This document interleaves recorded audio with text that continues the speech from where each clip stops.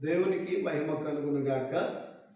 దేవుని ఉన్నతమైన పరిశుద్ధమైన నామాన్ని బట్టి అనుదిన ప్రార్థన కార్యక్రమాన్ని వీక్షిస్తూ ఆత్మీయంగా బలపడుతున్న దేవుని పిల్లలను మీ అందరికీ ప్రత్యేకమైన వందనాలు, శుభాలు తెలియజేస్తూ ఉన్నాం. బాగున్నారా? మీ అందరి కొరకు అనుదినము ప్రార్థన చేస్తూ ఉన్నాం. మంచిది, మీరు కూడా మా కొరకు ప్రార్థిస్తున్నారని విశ్వాసంతో మేము నమ్ముతూ ఉన్నాం. ప్రజలు బిడ్డలారా, మరి మీ పిల్లలు పరీక్షల దగ్గరికి వస్తూ ఉన్నాయి. మరి ఎంతవరకు చదివిస్తున్నారు? పిల్లలు చదువుతున్నారా లేదా గమనించండి. అర్థమవుతుందా? రేపు రాసినాక ఫెయిల్ అయినాక బాధపడే కంటే రాయికి మునిపే కాస్త వాళ్ళని అబ్జర్వ్ చేయండి, వాళ్ళు చదివించండి. వాళ్ళ కష్టం, మీరు పడిన కష్టాలు ఏంటో వారికి తెలియచేయండి. చక్కగా వారు కూడా చదువుతారు. రానున్న దినాల్లో ఒక మంచి భవిష్యత్తు వారికి దొరికింది.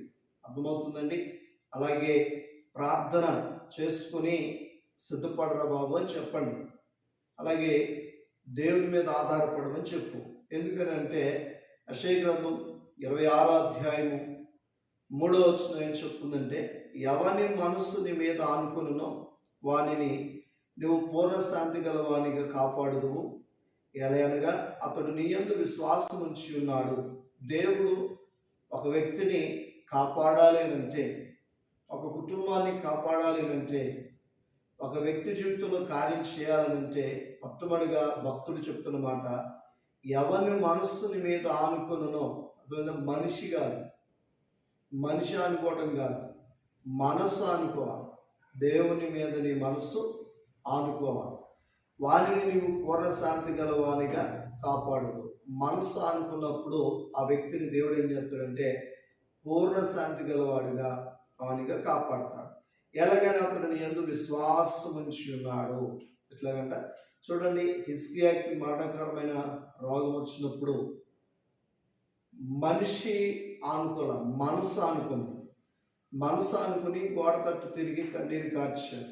ఎప్పుడైతే కన్నీరు కార్చాడో దేవుడు తన విషయమై 15 సంవత్సరాల ఆయుష్ పొడిగించాడు. అలాగే మునిగిపోతున్న పేతురు కూడా దేవుని మీద తన మనసు దేవుని మీద పెట్టాడు. మునిగిపోతున్నాను, దేవుడు పేతురు కూడా రక్షించాడు. ఈరోజు మునిగిపోతున్న స్థితిలో నువ్వు ఉంటే నీ మనసు దేవుని మీద ఆనుకోవాలి. రోగాలు పాలై ఇబ్బంది పడితే నీ మనసు హిజ్కియా వలె ఆనుకోవాలి. అర్థమవుతుందండి. ఆర్థికంగా ఇబ్బంది పడుతున్న నీ స్థితి కూడా దేవుని మనసు మీద ఆనుకుంటే దేవుడే సమస్తానికి కార్యములు చేస్తాడు. కనుక ఈరోజు చదువుకుంటున్న బిడ్డ అయినా, ఉద్యోగమైనా, వ్యాపారమైన, అవసరమైనా వాటి మీద నీ మనసు పెట్టక దేవుని మీద నీ మనసు ఆనుకుని ముందుకు వెళ్ళినట్లుగా దేవుడు అట్టి కృప నీకు దయచేయను గాక. ప్రార్థన చేసుకుందాం.